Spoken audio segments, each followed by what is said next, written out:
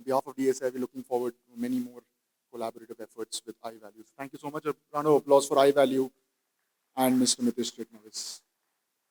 All right, as we move on to the next, I would say section, we are also waiting our next uh, delegate. Um, would love to have people also, again, just I would say reinforce that we have enough and more, uh, I would say, events and our important sub summits that are coming in right away post, just post during the lunch. So we have we'll have time to move to the next segment. So we have a very special one-on-one that we have lined for you. So may I please welcome Shri Darshan HV, IAS Director, Departments of Electronics, IT, BT, and MD, Karnataka Innovation and Technology Society, Government of Karnataka. Please round of applause, please. So thank you, sir, thank you so much for coming in. And please welcome Mr. Vinayak Godse back on stage for the one and on. This will be on Karnataka cybersecurity policy. Thank you. We have Thank you. another one. Yeah. It's a one chair. Yeah, I think that is better. Some of you, or probably most of you, must be aware about the recent launch of the cybersecurity policy of Karnataka state, and there are other states which are trying to do the cybersecurity policy, but this is a very comprehensive way. I was a part of the launch event which happened and had been involved in the effort that has already been put together through Nasscom. So, sir means Darshan sir had been one of director of Department of Electronics and IT, but he also is managing director of KITS, Karnataka Innovation and Technology Society. So we like to dwell into that policy with you, sir. And first of all, just try to understand the basic ideas to think about policy. Because very few states has thought about it, but you are probably the leader in terms of thinking about cybersecurity policy for a state. So what led you to think about policy for the state?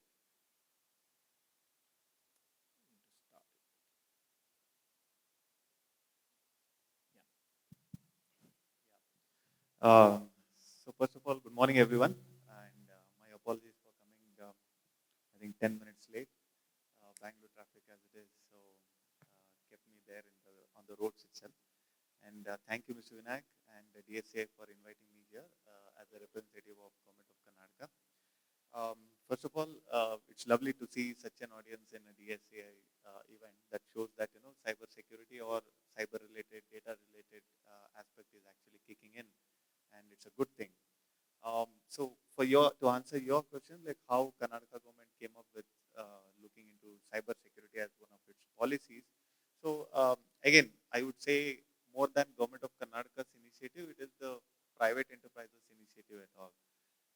Normally, all our policies, whether it is an industrial policy or a data center policy, all the policies have been instigated or started or recommended by private players. And this was also one of such policies that was recommended along with academic institutions. Of course, IAC was part of it, IIIT Bangalore and other eminent institutions were a part of it. So we realized that Bangalore is not only the IT hub and also BT hub, it is also known for some criminal activities with respect to cybercrime, economic offense, and other cyber-related offenses. So police forces were also in a lot of investigation mode, looking into a lot of cyber crimes. Not just one that is with respect to data or the computer, it was also with respect to phishing or scam. Other one, it also needed a lot of awareness-related campaigns that we were supposed to do. So when we got this idea, so we thought we should be the first one. As always, Karnataka has always been one of the pioneers with respect to any kind of technology-related initiative. So we thought this is the one that we can look into, and we roped in Indian Institute of Science.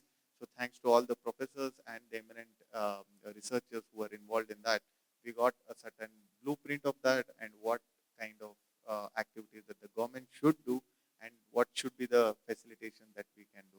So that's how we recently came up with our own cybersecurity policy, which was followed by other states. Yeah, and one thing you mentioned, like we are probably leader in terms of the frauds happen in cyber in state. But probably that may be reason because probably there is a better way of reporting happens here. Because in many other states struggles with respect to reporting. Here the ecosystem is much better because we also part of contributing to the ecosystem. Maybe that is the reason rather than actually fraud happening here. No, right? Definitely, that is one of the reasons I would say, because we don't desist someone from reporting. We Yeah. actually encourage them from reporting. You don't even have to go to any physical cyber police, office or something. You can do it using a Twitter. You can do it using online. If you tweet putting police commissioner of Bangalore or some superintendent of police of a district, they automatically lodge it. At least an initial FIR is filed. They do the initial investigation and do it. So of course the reporting has increased, but we still encourage a lot of people to do it, especially in rural areas. We ourselves have a lot of cases where people have lost 60 lakhs, saying someone from the Maharashtra police has called us saying you have been arrested, you have put in cyber arrest and all. And it is really sad to see even that educated, technological background people are also are gullible to such kind of this thing. So that is why building awareness is one of the first thing that we have put in our cyber policy. So let's dwell into the contours of this policy. What are the primary key themes that this policy dwells into? So we have divided the policy into two major aspects. One is something that the government can actually take up, and the other one is with respect to public-private partnership. So the part A, which involves public-private partnership, deals with five basic pillars.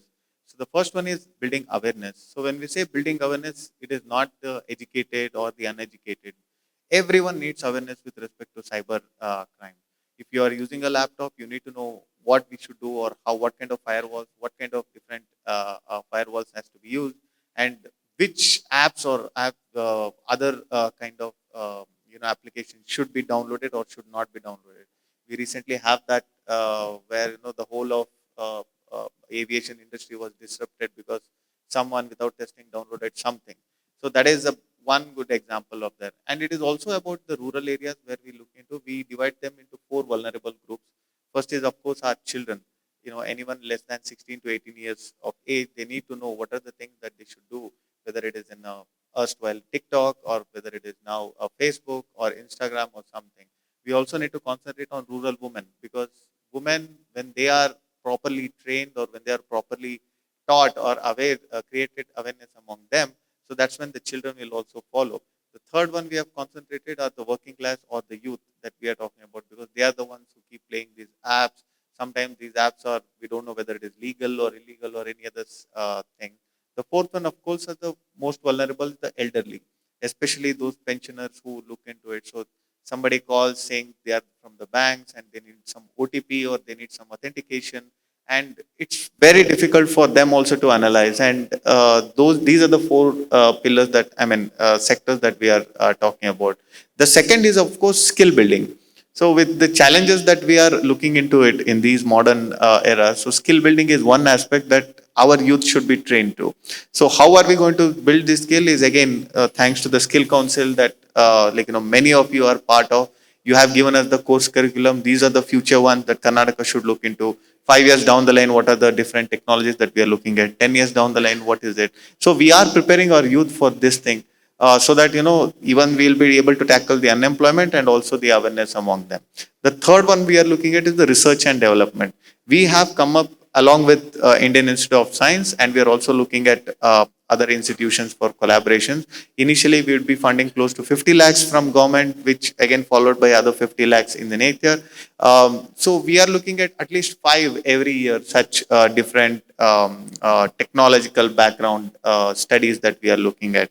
The fourth one is, of course, encouragement to startups and also the industries. Any startup who is working on cyber related one, Government of India will be facilitating them. Government of India or Government of Karnataka would collaborate with them, making sure that they have whatever it is needed, both the mentorship side and also the market side. The last one is, of course, the capacity building within the corporate one. Let's say a company A has been threatened or is under cyber attack. Normally, all these MNCs or good companies, you will be very much aware of it. Whenever such attacks are there, they come up with a standard operating procedure or some kind of tackling measures that they should follow in the future.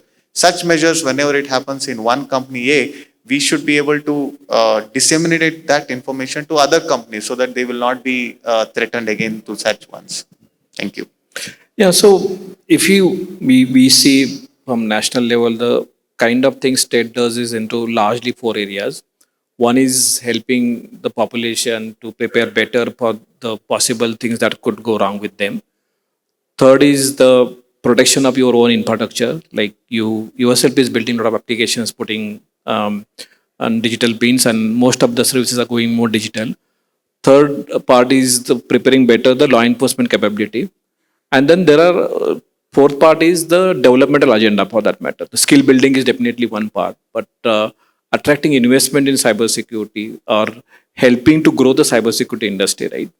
So in the sense, because at the national level, if we look at Karnataka state still leads in terms of uh, if I had to really map the industry ecosystem. So Karnataka definitely stand tall compared to other cities like Hyderabad or Pune, NCR, or for that matter Chennai as well, right?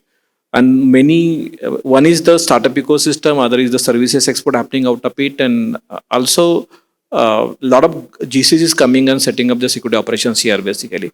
For those kind of a developmental effort to build the cybersecurity industry ecosystem. So this policy does talk about quite interesting things. So can you just dwell into that? Well, again, it is very difficult to cover the entire aspect that happens, whether I would not even talk about the globe, even with India. But we have started somewhere, so that is where we are looking at. Now that you mentioned about the global investment, so Karnataka government has, a tie-up with a lot of countries. We call them as GIA partners, Global Innovation Alliance partners. Israel is one of the major one that we are looking at. Poland is the other that is leading with respect to cyber security. US and Canada is of course one of the one. We have one with Japan. We are looking at with South Korea. Taiwan of course is one of our major partners. Indonesia and Singapore are the others. So we look into what the other countries are actually doing with respect to one, and we have these one-on-one conversations with them. So we recently started with Israel, but due to the conflict, ongoing conflict, it has been on hold. Yeah. But Singapore, we are carrying out. South Korea and Japan, we are looking into it. So we don't want to reinvent the wheel. So that whatever is the solution or the kind of R&D activities that they are doing, we want to collaborate with them through our academic institutions, if not directly through the government of Karnataka. Then the other one is with respect to industry ecosystem, the kind of investment. So we have started a bit late, I would say. We should have done this right from the IT boom, but better late than never. Now that we have started, investment is also one of the things that we are looking at. So we have always provide these special packages for companies who come and try to invest here, whether physically or like using Do you some have kind of. some incentives for startups? Yes, Yeah. we do have incentives for some startups. For example, we have three major incentives. We start with internship, that is where the skill building goes. So I'm an engineer. If someone is an engineer and if they freshly come out and if they want to look into what exactly is the ecosystem offering for them, they should start from internship. So we provide them 3 months of internship through some companies who are as willing them, and even we pay them. We have a target of around 200 per month graduates and 40 per sorry 200 per year graduates and 40 per year postgraduate, which will be increased to 400 per year graduates and 80 per year postgraduates, which Yeah. is a good number to start with. And it doesn't matter whichever city or state they are Yeah. from, they can actually claim benefits here. The second one is with respect to again research and development is what we are looking at. We identify 5 different sector related a subject that they can look into. They can collaborate with industry partners, they can collaborate with any academia. So we provide them a grant up to 50 lakhs. So that is what we have shown in our policy. The last one is making all our startups, because I personally feel whenever I interact with any startups, they are the most vulnerable with respect to cyber related crimes and also the MSME. So we have provided them specifically, if you get your systems tested using the cert empaneled agencies, saying that you are the ones or your system or whichever apps that you are using can do have the firewalls, do have the security measures there. So we provide them close to 1 lakh for such kind of Yeah. quality So this is very certification. interesting policy intervention, I can say, right? So where most of the policy talk about intervention into security, but Karnataka is also a state where a lot of digital product companies come, right? Most of digital first company innovation happens out of here, and most of the startups is a mecca of the startups in this area. And one part is the securing and look at the security for overall population and look at all the possible thing, but taking care of caring for those products which are getting developed in this state and those who are serving the domestic plus global client. And this very intervention which I really liked it because nobody thought about this basically. So securing the product developed in the state and getting incentive for is a very interesting idea actually. uh, Karnataka has always believed, when I say Karnataka, it is not just the government, it is also the industry partners and also academia one. It is very easy to get a company to set up their shop here. It is, all you have to do is give them a free land, give Yeah. them some kind of incentives or something. But for any such kind of technology oriented company to sustain themselves here, they need manpower. Not every state has the manpower. Yeah. So you tell me, if someone is not going to, let's say, some X state in India, the main reason would be manpower. Yeah. You need skilled labor force. You need skilled managerial level ones. You need people who can actually lead the company from the first, from the front. So that is where Karnataka has always excelled. It is not about the incentives. It is not just about the other things. Of course, every other aspect happens. Yeah. But when they set up their shop here, they need people. They Yeah, I mean, don't have to go that's the around one. primary thing, right?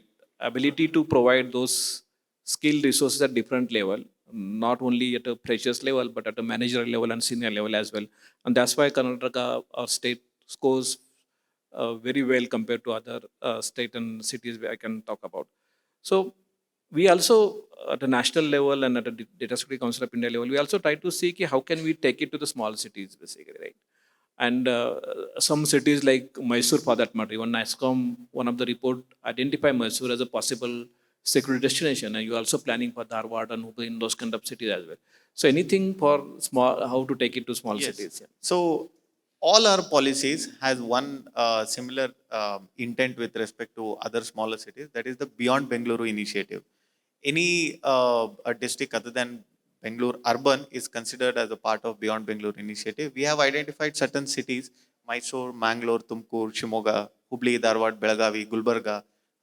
These are the cities that we are trying to push with respect to all the industrial development and also the ecosystem development. With respect to cyber security, recently police department has come up with a cyber forensic lab in Shimoga and also in Tumkur, if I am not wrong. Then we have also this whole cyber security policy talk also about hub and spoke model. Bangalore or the Indian Institute of Science will not only be one center, we'll also move into the hub and spoke model, first with Mysore, then with Mangalore, then Hubli, Dharwad and Belgavi region. Apart from this, the policy has also come up with, by directly or indirectly, we have come up with CISEC, Cyber Security Center, that is the COE, Yeah. Center of Excellence on that, which we have partnered with Indian Institute of Science, and we recently signed an MOU with them Yeah. also. We are funding them. They are also receiving funding from Government of India. They themselves are raising certain funds. So all this aspect look into it, and Mysore, Mangalore, and Hubli Dharwad are the three major ones that we are looking into it, because Hubli Dharwad has a lot of IT companies now. Yeah. Mysore will be filled with electronics related one. Mangalore, as you know, is a fintech hub in Karnataka with respect to it, and has a lot of ties with Middle East and other countries. So that is where we want to concentrate. That is where we want to protect or help the companies protect their database. Yeah. So we have some time left. If there are some couple of questions, yeah, Deepak. So can somebody move mic here? Uh, we'll take two questions one go so that we cover at least two. First of all, good days for. You may have a seat. It's okay. Thank you. Yeah. So I'm Deepak Maheshwari. So I noticed in this Karnataka state cybersecurity policy, I mean, right now in the DSCI event today, AI is the major theme. Now somehow AI, although it is implied, let me accept that, it is not explicitly mentioned anywhere in this particular policy. So just a small suggestion that could be thought about maybe as an addendum or something like that, so that just it sort of correlates more people on that. Second thing is, in 2016, the Nasscom DSCI cybersecurity task force had recommended to that for every government project, there should be 10% of IT budget be set aside only for cybersecurity. And we did notice that in the Karnataka state policy, it mentions that a certain percentage shall be set aside. Only thing is, it doesn't mention any range or figure. Yeah. So these are a couple of observations. Thank you.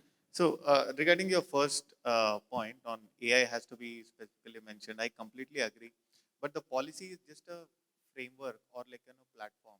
Through our policy, we are covering so many aspects. For example, quantum computing is one thing that we are looking at. Cyber security related one, drone, especially the homomorphic encryption, and where you can have multiple drones controlled by one particular aspect. So that's how in the present day scenario wars are being fought also. So that is where we are looking at. The third one we are also looking at is with respect to machine learning, AI and machine learning. That is where, which is very important for the industrial production, especially mass production, and also technology-oriented production like chips and SIM cards and other things.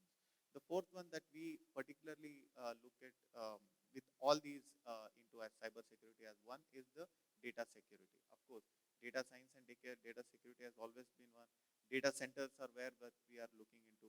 Even within a computer, anything related to the both hardware and software one is encompassed with it.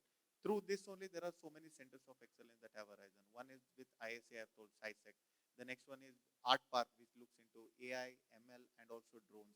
The third one is again in ISC about quantum computing center. We call it as QURP.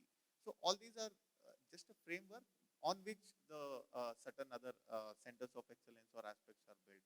The second one which you mentioned, sorry, I forgot, was So budget, yeah, you budget talk about percentage. certain. So can you give us some because numbers? this policy was basically initiated by our department, which was seconded by two other departments, we could not talk about the other departments that are looking into. But what we have actually specified in that, any department that uses our e-officers or laptops or computers or anything related to digital world, they have to reserve certain amount of money for this thing. And because there is a committee called CSC committee headed by Chief Secretary of Karnataka, who will decide what is with respect to particular one. For example, you cannot compare a big department like Industries and Commerce or RDPR with a smaller department because the budget varies and all. Though we talk about the percentage, but sometimes we have to go beyond the But there is percentage a also. government of India policy already exists, which talks about 10% of IT budget by the government department needs to be Yes. invested into cyber security. See, I definitely agree, but Mr. Vinayak, what I would suggest is it's very difficult to compare state of Karnataka Yeah, with any other I one. understand that. So we are highly digitized, Yeah. digitized and also digitalized. We Yeah. don't even use physical files anymore. Yeah. So I personally feel that even 10% is not is not sufficient for an initial. Yeah. But there might be some department who do not need 10%. So Yeah. it is not right from our department's point of view to dictate to other May departments. not be department at a probably government level. Yes, there may would. be a situation where they it would, will come to definitely. that This level. will Yeah. be the starting point of Yeah. it.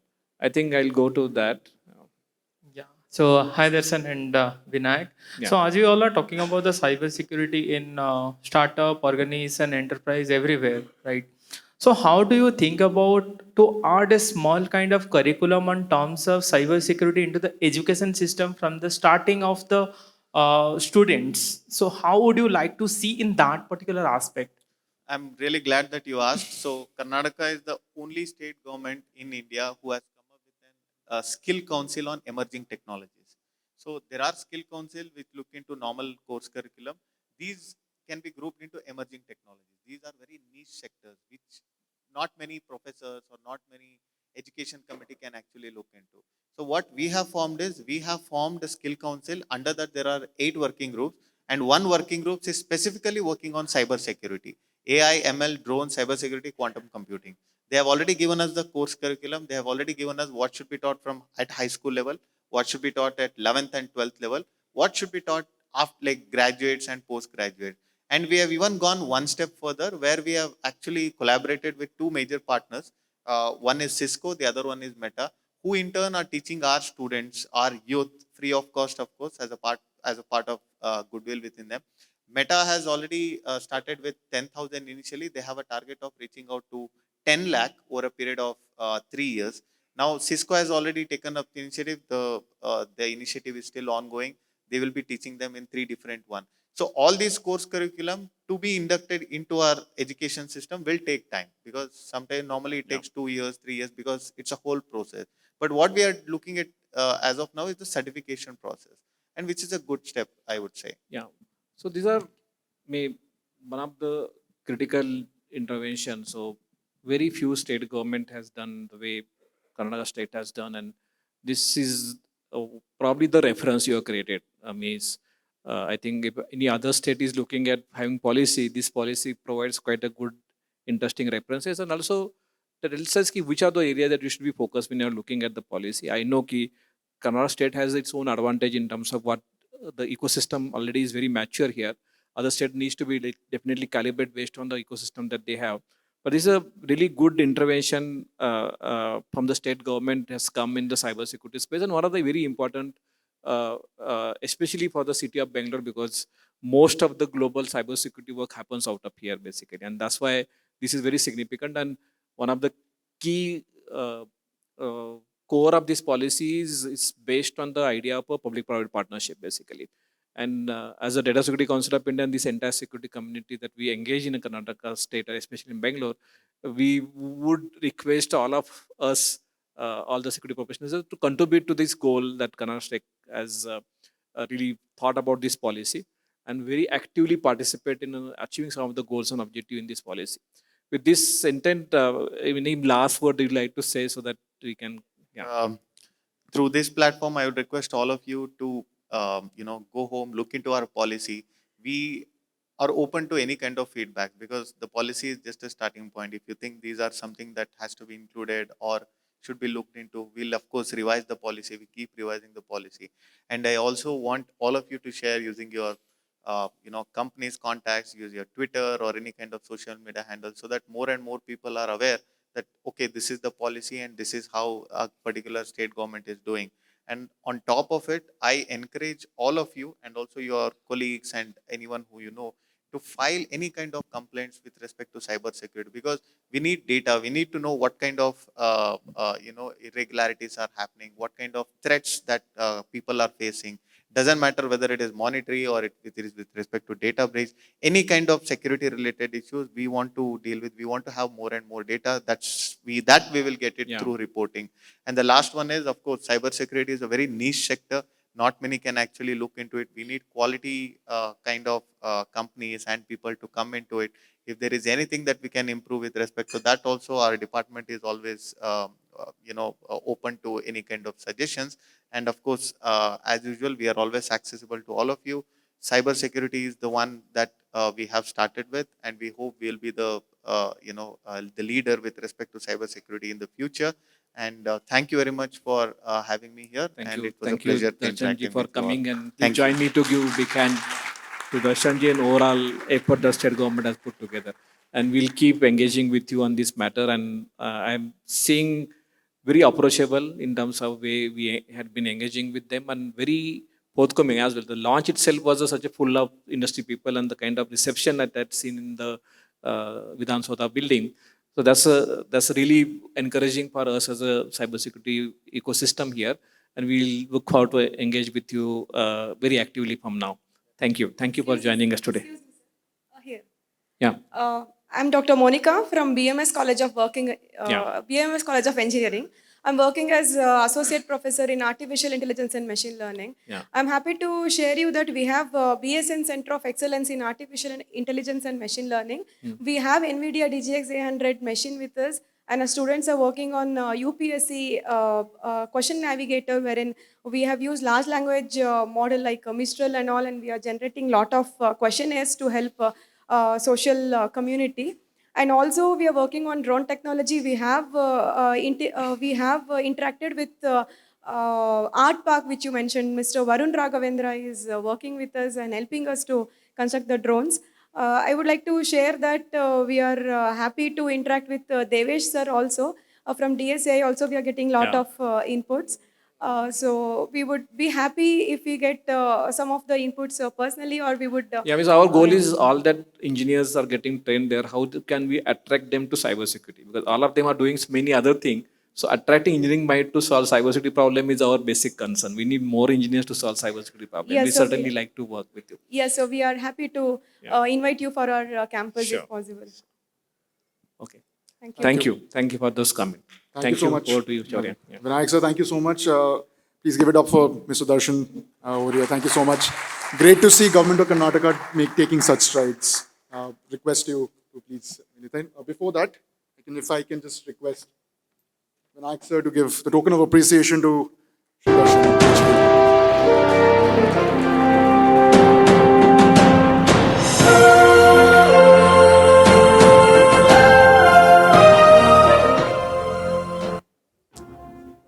Thank you so much to both of you. You can please